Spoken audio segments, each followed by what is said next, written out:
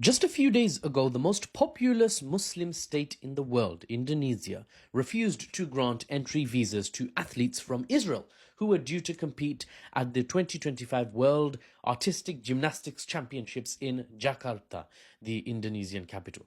The International Olympic Committee were furious. How dare you? Do you know what group this is, right? How dare you ban Israelis? You can only ban Russians, don't you know? These lot have victim cards. You can't target them. Look, check their card. And Indonesia was like, okay, let me check the card. This victim card expired at some point in the last 2 years. Why are you giving me this? Right? Now, jokes aside, the Olympic Committee strongly condemned the action taken by the Indonesian state to ban these Israeli athletes, stating that all eligible athletes must be able to participate without discrimination.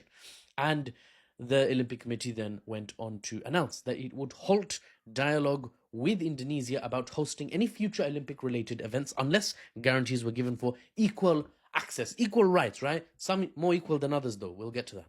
Indonesia, in response to the Olympic Committee's furious complaints and announcement that Indonesia is basically banned from hosting the Olympic Games, Indonesia, in response, publicly reaffirmed its decision and said it understood the consequences of their choices. We get it, but we're not going to budge, right? We have a standard to maintain.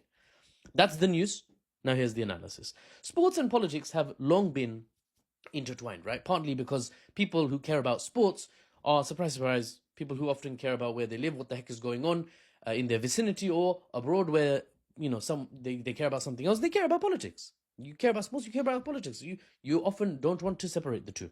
And those who say don't put politics in sports, like the Olympic Committee, literally saying, why are you bringing that in? Why are you bringing that in here? Anyone who's eligible, you have to host them. The Olympic Committee is saying, don't basically put politics into sports. Well, remember, it's selective. It's selective. Don't mix sports and politics, but us. You apply rules to us. Look at this guy. It doesn't know how the West works. No. We can mix sports and politics. One set of rules for the West, another set of rules for the rest, right? The same Olympic Committee that just cut ties with Indonesia said that you can't host anything, my G, and instructed no nation to organize events in Indonesia because of this ban on Israeli athletes. That same committee bans Russian athletes.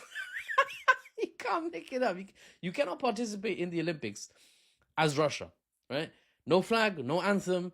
And I think something's coming up in 2026 is the Winter Cup. So I don't watch the Olympics. I just read the news. So I don't know exactly. But even 2026, next year, Russia can't participate, guys. Israel, no problem. There's no war in Basing Say. There's no war in Gaza. You can participate. Come through. No flag for the Russians. No anthem for the Russians. Ethnic Russians and Russian citizens can compete under a neutral flag as long as they have no ties to the Russian military, no social media comments supporting the invasion of Ukraine or criticizing what the Olympic Committee don't want you to criticize. You're screened, bruv. You know those random searches that the Muslimics get at airports? So random, trust me, completely random. You see how it's a double standard? Even if you don't care about sports, even if you're not Muslim, do you see how it's a double standard?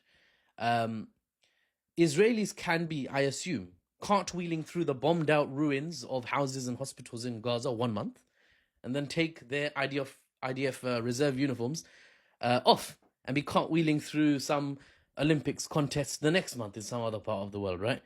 We already know IDF reserve soldiers are holidaying in various parts of the world. Sometimes they get, harassed, and then it's like, oh, I can't believe, look at anti-Semitism is everywhere, Same thing here, similar thing here, right? You can be in Gaza one day, another day you can be somewhere else. Mafi mushkila, no problem. And if you say, any state says, actually, we don't want these citizens here, we're kind of watching as horror, 1930s vibe, World War II Germany vibes are, being exuded by this state, we're going to just, bar, citizens from there or performances under that flag for the time being. Nah, can't do that. Can't do that, apparently. Or ban you, bruv. Uno reverse card from the Olympic Committee on Indonesia.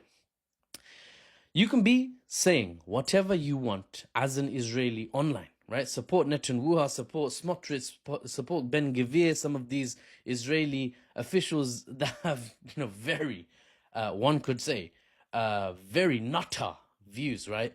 Nuking Gaza has been suggested. you can be supporting that kind of comment, not screened by the Olympic Committee. You can be supporting that, and they, as far as I know, the Olympic Committee won't pick that up and cause a fuss. You can still perform as an athlete, no problem. Keep politics out of sports, after all, right? Keep politics out of sports. This BS double standard is getting called out more and more, right? Citizens globally, especially now, citizens in the West, is sort of on the rise. They can smell the BS from a mile away because they've been smelling it for a while now, for a couple of years. It makes these sporting bodies, like the Olympic Committee, like FIFA, like UEFA, it makes them look less like legit organizations that just want to play sports, right? That's the branding. We're just sports, right? It makes them look less like that and reveals them or suggests that they are another arm of another component of the state apparatus or a certain regional bloc's apparatus to champion some people or champion some nations and repress some people, repress some nations. They say they don't take sides, don't talk politics in sports, while they themselves have clearly chosen a side and clearly talk politics in sports with words and with actions to back it up. Maybe you support all this or maybe you don't, but that's just how it is, how things are happening, and I wanted to report it to you with the news and the analysis unbiased and without the Western spin. Ladies and gentlemen, I'm Mahfouz or NewsBaba, and I'll see you on the next one.